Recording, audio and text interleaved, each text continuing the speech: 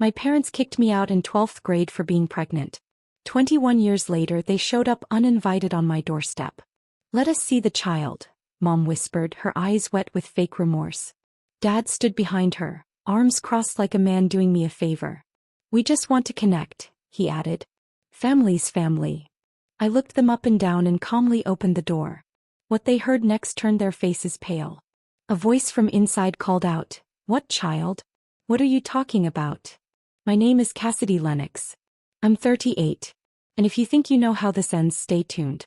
Because this is what happens when the ones who abandoned you suddenly beg to be part of the ending they never earned. The air between us cracked with the weight of time.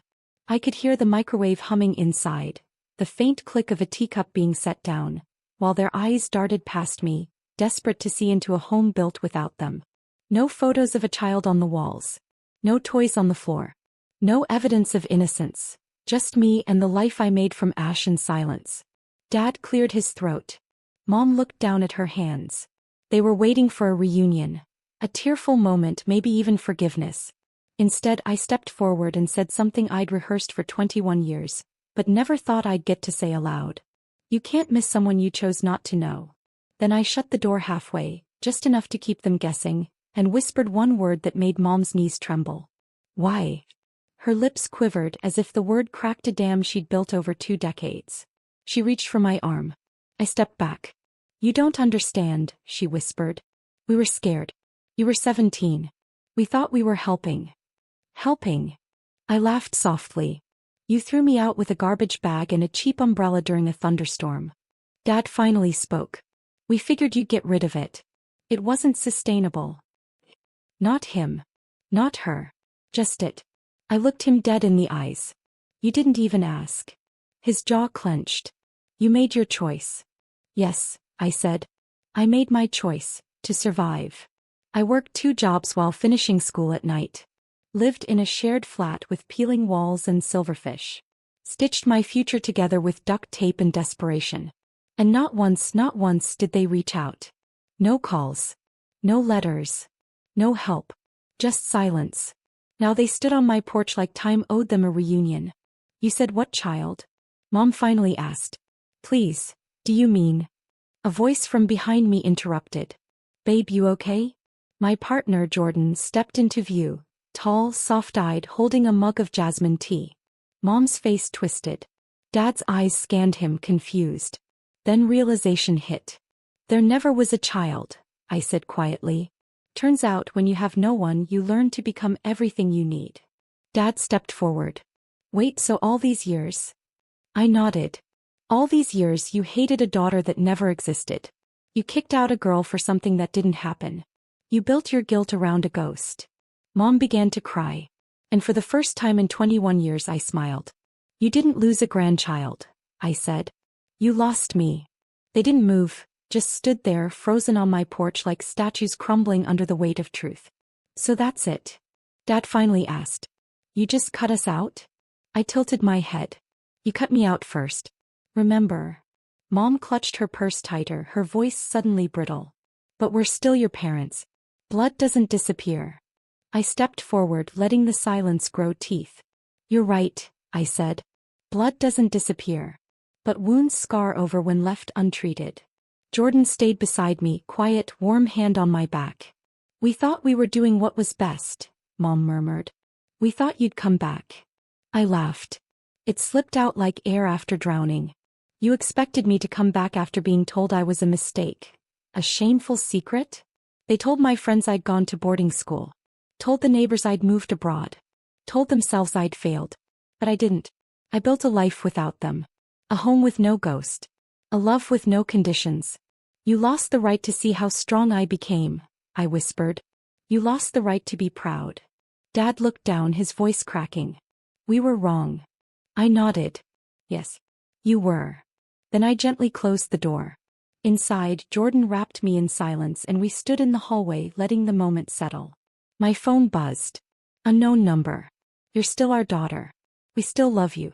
I stared at it then blocked it. Because love that abandons you isn't love. It's leverage. And I had finally learned to stop renting space to ghosts. The next morning a letter was taped to my gate. No stamp. No return address. Just my name, written in the same shaky cursive Mom used when labeling my lunchbox in second grade. I opened it with steady hands. You're being cruel. Jordan didn't deserve to grow up without grandparents. We were trying to protect the family's reputation. Reputation. That word again, like a crown they wore higher than love. You should have been grateful we even let you stay until 12th grade. 12 years old and already counted as excess baggage. 17 and discarded like trash. I folded the letter neatly and fed it into the shredder. That afternoon I went to the community center where I now worked as a counselor, helping girls who'd been told they were mistakes. Because I knew better now. Mistakes don't ruin bloodlines. Cowardice does. I became a counselor. Helped a scared teenage girl apply for college behind her conservative parents' backs. Walked an overwhelmed mother through her first therapy appointment. Held space for women trying to rebuild their lives with nothing but fire and willpower. And that's when I realized something. I wasn't just the girl they kicked out. I'd become the soft place I once needed to land. That evening I stood outside and watched the wind dance with the autumn leaves. Jordan came home from her evening class, smiling. I got the internship. I hugged her tight. You did this. You did it all. She looked at me. Because you taught me how to fight without hate. That night another message came from my aunt. Your parents want to make amends. I replied with a single sentence. They'll have to make peace with the version of me that no longer needs them. Because this time I wasn't seeking closure. I was living it. They didn't stop at the letter. Next came a call from an unknown number. Then another. Then one from a local line. It was Mrs. Carroll, my old neighbor. She left a voicemail. Your parents are sitting in their car outside your house. It's been almost an hour. I didn't peek through the window.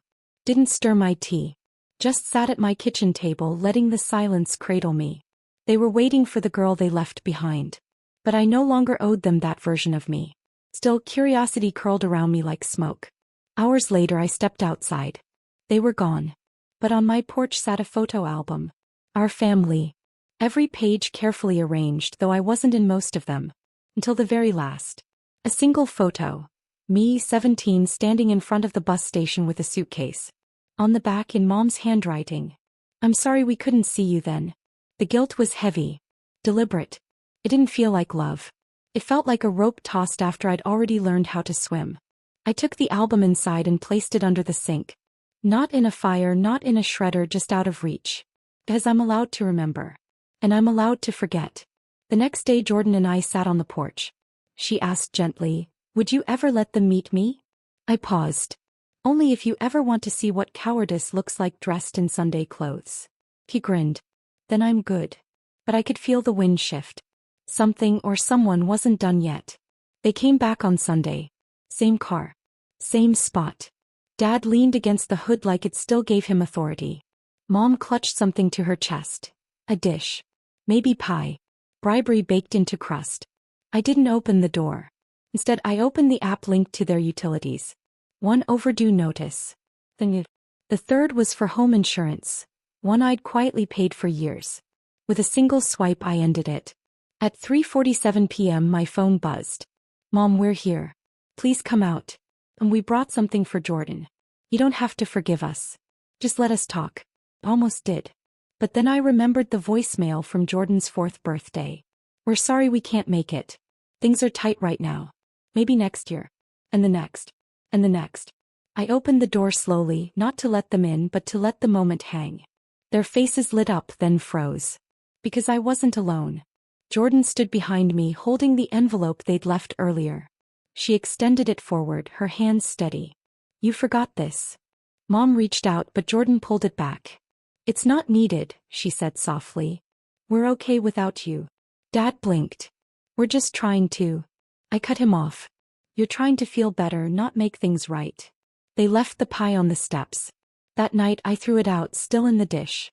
Some things you don't unwrap. And some apologies spoil faster than others. I didn't hear from them for 3 weeks. Then a knock. Through the peephole I saw Mom sobbing. Mascara streaked down her face. Dad stood stiff beside her, clutching a folder like a shield. I opened the door halfway. This isn't about guilt, she began. It never is with you, I said quietly. Dad cleared his throat. Your sister's wedding is off. She said we're too toxic to be around her new in-laws. I almost laughed. Shocking. He pushed the folder toward me. It's the house.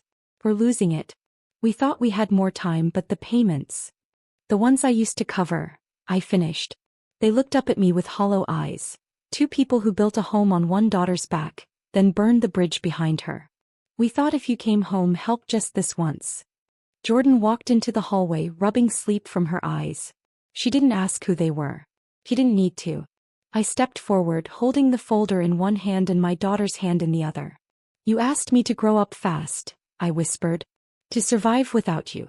I did. So now you do the same. Mom opened her mouth to beg again, but I closed the door. Later I slid the folder into the trash. Didn't even read it. Some documents only exist to make you feel responsible for the people who hurt you. I owed them nothing, not a signature, not a cent, just silence. But I wasn't done yet. There was one final message they hadn't seen, scheduled for sunrise. At 6:55 a.m., the sun poured across the windows of their crumbling porch. And at 7 o'clock sharp, every contact in their neighborhood group chat received a notification. To whom it may concern. The mortgage guarantor has been withdrawn. The co-signer is no longer affiliated. Any requests for financial support should be directed to the homeowners. Warm regards, Jordan and me. It wasn't vindictive. It was clarifying. Because sometimes the only way to heal is to return what doesn't belong to you. Like misplaced guilt. Like forced responsibility. Jordan sat beside me on the couch, legs crossed, reading a book on her own birthday. Do you think they'll come again? She asked softly. I looked at her. Brighter than the house I grew up in, wiser than I ever was at that age. No, I said. They only show up when they need something. She nodded, brushing crumbs off the couch. I'm glad they didn't come today. Me too. Because birthdays aren't about balloons or noise. They're about being seen. And this time Jordan was fully seen. I'd ordered her favorite cake, lemon with lavender icing. I even got her name spelled right. As we sliced it together, I realized I didn't miss them. Not their apologies, their excuses, their silence. I only missed who I wished they had been. But that version of them never existed. And I no longer needed to perform grief for the absence of a fantasy. I lit the candles. Jordan made a wish. And for once I did too. A small one. For peace. For truth. For never shrinking again just to be tolerated. And in that quiet moment, I felt the first breath of freedom I hadn't tasted in years.